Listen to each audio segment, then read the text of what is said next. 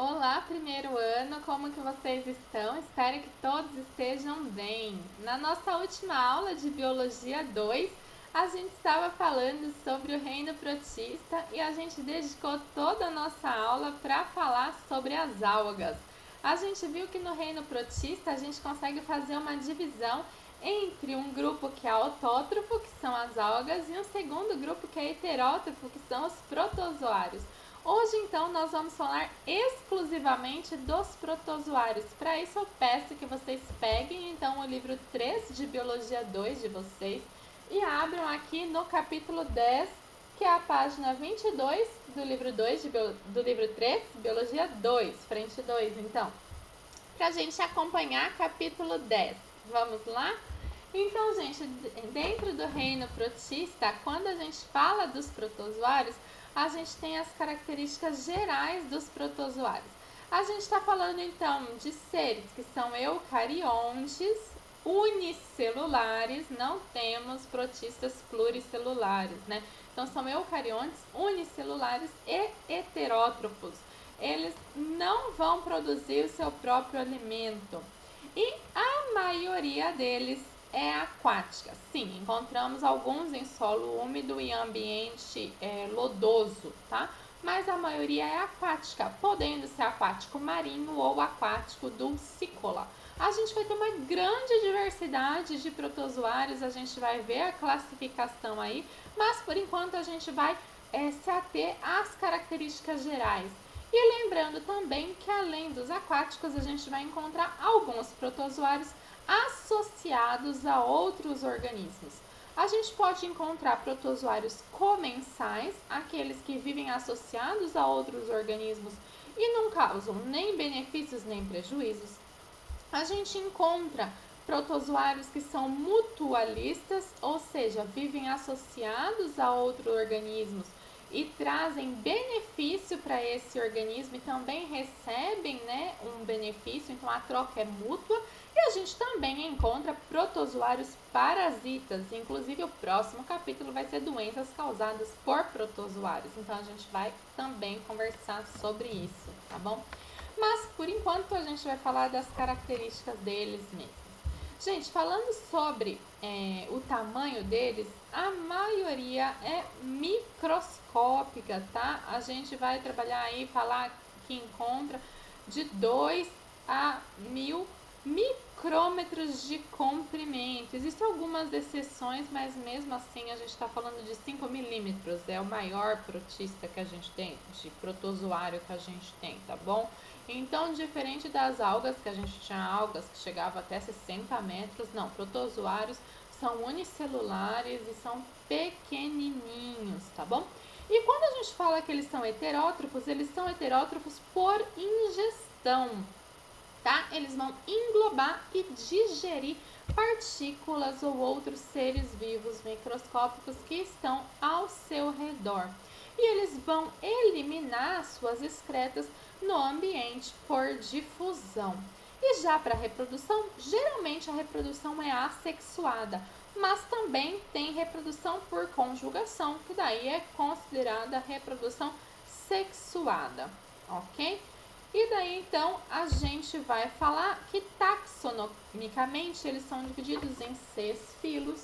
Os filos estão aqui, ó: Rhizópoda, Ciliópoda, Actinópoda, Foraminífera, Apicomplexa e Zoomastigófora. Gente, os nomes dos filos geralmente são complicadinhos, né? Então a gente tem nomes mais populares e a gente vai falar sobre cada um deles, ok?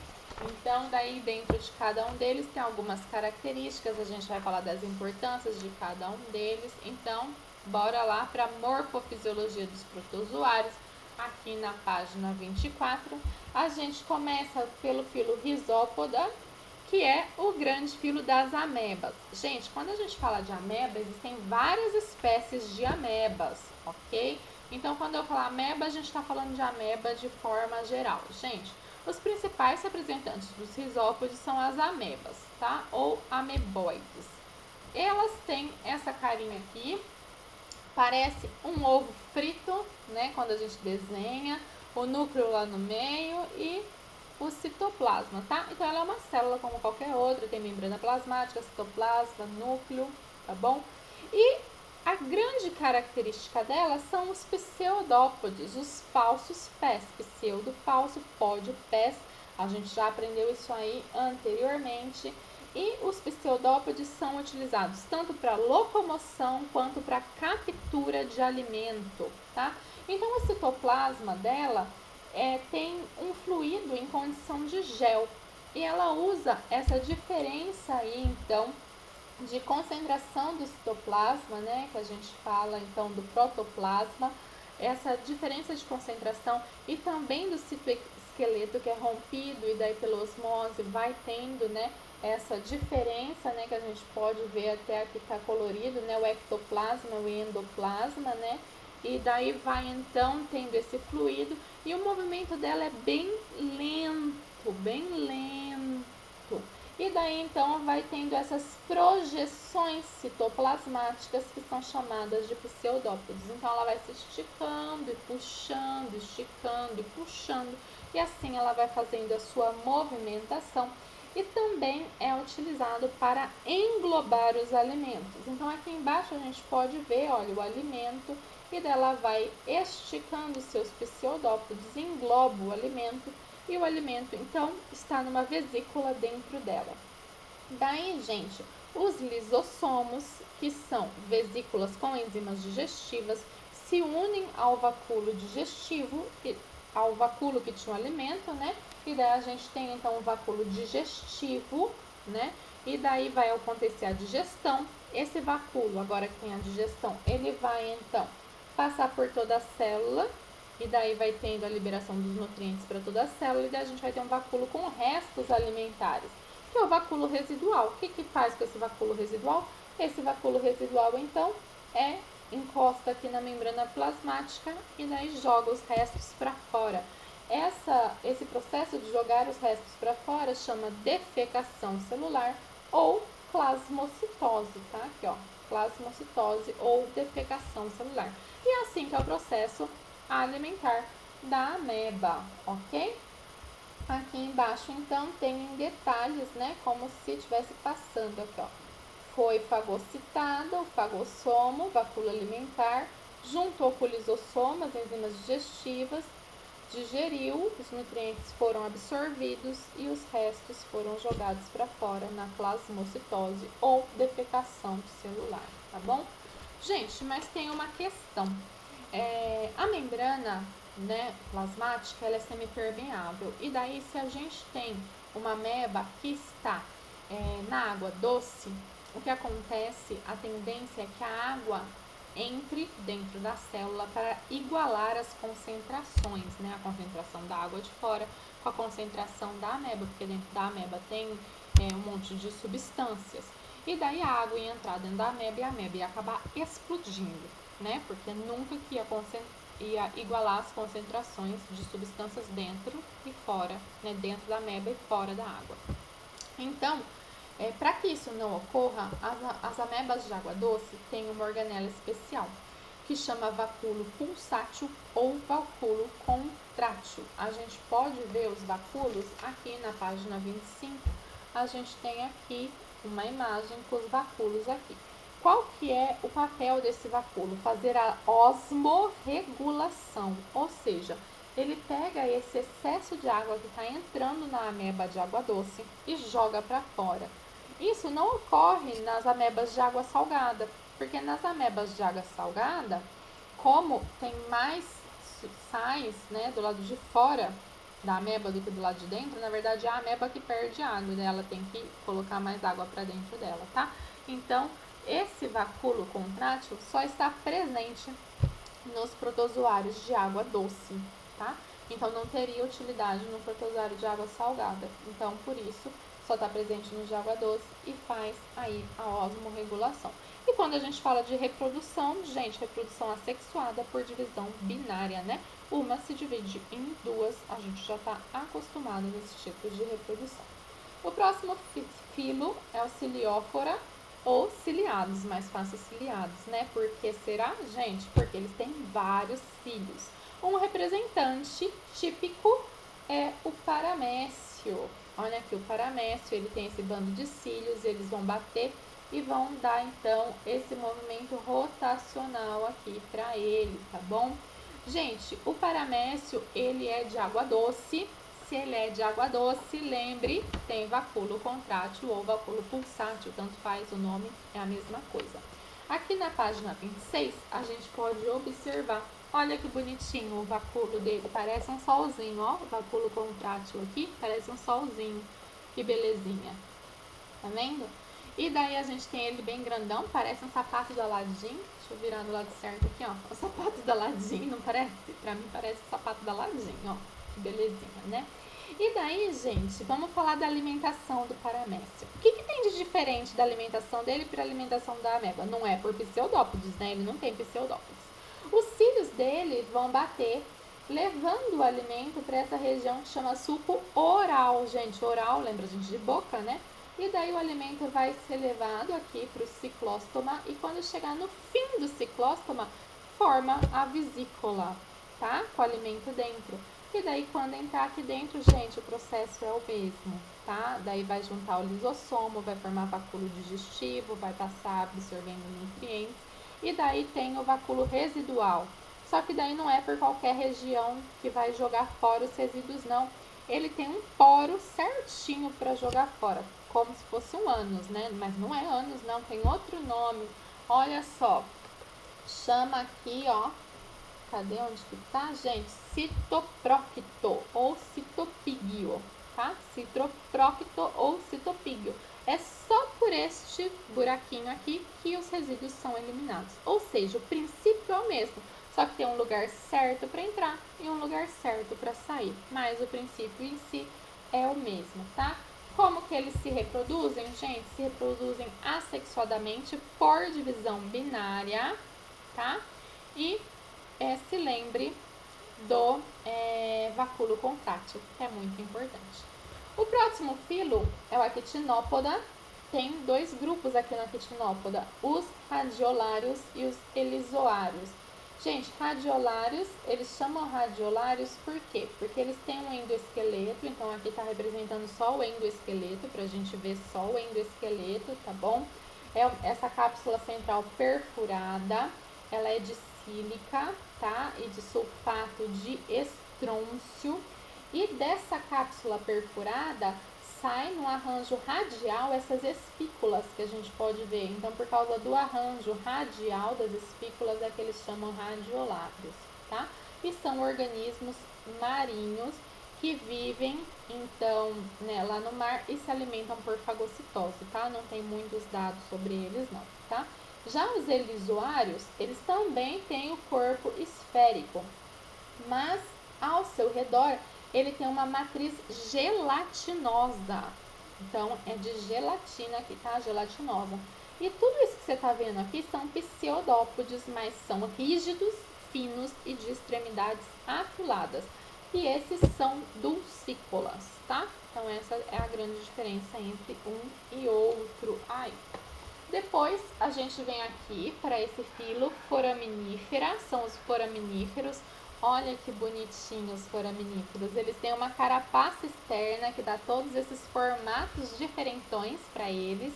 Essa carapaça é de carbonato de cálcio, de sílica, aglutinação de areia, de espículas de poríferos, outros detritos, até algumas praias que têm areia rosa é por causa do carbonato de cálcio e das carapaças de foraminíferos. Na abertura do capítulo tem uma foto de areia rosa e são praias muito raras, são carapaças dos foraminíferos.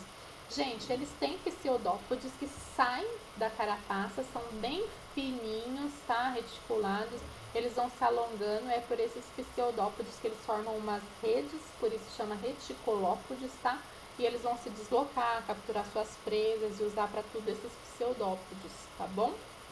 E daí, então, eles ficam em ambientes aquáticos, são lucícolas, rastejantes, outros vivem no mar, de vida livre, tá bom? E daí a gente tem aqui mais dois filos, tá? O filo apicomplexo, são apicomplexos ou esporozoários. Os apicomplexos são endoparasitas, ou seja, parasitas internos. Eles recebem esse nome porque numa fase da vida eles têm aqui, ó, o complexo apical, que são esses microtúbulos, anel polar, essa região aqui diferente aqui em cima, tá bom? E daí a gente vai aprender melhor sobre eles quando a gente falar sobre as doenças, tá bom? Mas eles têm um ciclo de vida que envolve uma forma diferente de reprodução assexuada, que é a esquizogônia e a esporogônia, tá bom? Ou esquizogonia e esporogonia, tá bom?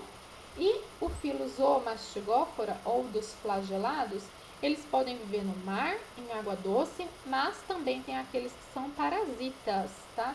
E as espécies que são parasitas humanas, como a Trypanosoma cruzi, que causa a doença de Chagas, também tem o Leishmania brasiliensis, que causa a leishmaniose, tem o Trichomonas vaginalis, que causa algumas infecções vaginais, são bem importantes por causarem doenças no homem, e a gente vai então estudar quando a gente falar das doenças causadas por protozoários. Vamos falar agora, para finalizar nossa aula, sobre os tipos de reprodução. A maioria dos protozoários fazem reprodução assexuada, né? Divisão binária é a mais comum, a gente está acostumado com essa, com a célula mãe se dividir em duas células filhas, então a gente tem aqui como o exemplo uma ameba, né, fazendo a divisão binária na página 27. Virando para a página 28, a gente pode ver então, a gente pode comentar, né, sobre a divisão múltipla, quando tem, né, a divisão em mais de uma célula. A formação de esporos, a gente já falou de formação de esporos quando a gente viu algas, quando a gente viu fungos, né, quando a gente viu bactérias. A gente já falou sobre brotamento também, quando a gente falou de Monera, né, das bactérias. E agora a gente vai falar então sobre a divisão múltipla ou esquizogonia e esporogonia, tá bom? Aqui, ó, página 28. Então, qual que é a diferença aí, né, que os apicomplexos podem fazer isso, ó? A gente tem aqui a célula inicial, que é uninucleada, e o núcleo sofre várias mitoses, mas não tem a divisão da célula em si. Então, a gente tem uma célula com vários núcleos, e daí, de uma vez só, tem a divisão múltipla. É isso que a gente chama, então, de divisão múltipla ou esquizogônia, tá bom? Então, essa que é a diferença. Então, é como se fosse várias mitoses, mas não divide a célula. Fica uma célula com vários núcleos e daí, de uma só vez, divide tudo, tá bom? E qual que é a diferença da esporogônia aqui? Que eu tenho um ovo ou zigoto, então 2N, então teve encontro de gametas, formou o zigoto. Daí, esse zigoto sofre meiose.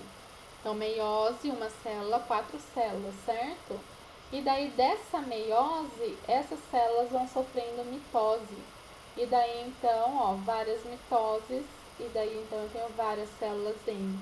Então, isso aqui é que a gente chama, então, de divisão por esporogônia, tá? E lembrando, né, eu falei lá no começo que tinha caso de conjugação, que é considerado reprodução sexuada. Quem faz a conjugação são os paramécios, tá? Como que os paramécios fazem a conjugação? Eles têm macronúcleos e micronúcleos. Eles multiplicam, né, o seu micronúcleo por meiose, tá? Eles originam micronúcleos haploides. Daí, 3 micronúcleos se desintegram e eles permutam, eles trocam micronúcleos.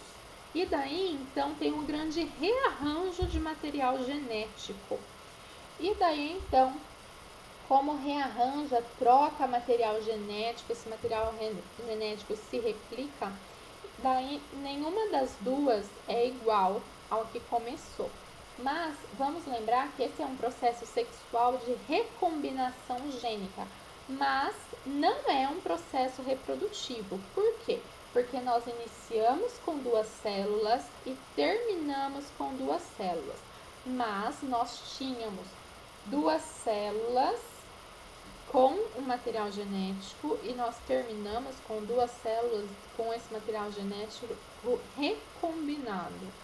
Então, por haver recombinação gênica, é considerado uma reprodução sexuada, mas não é um processo reprodutivo porque não houve aumento do número de indivíduos, ok?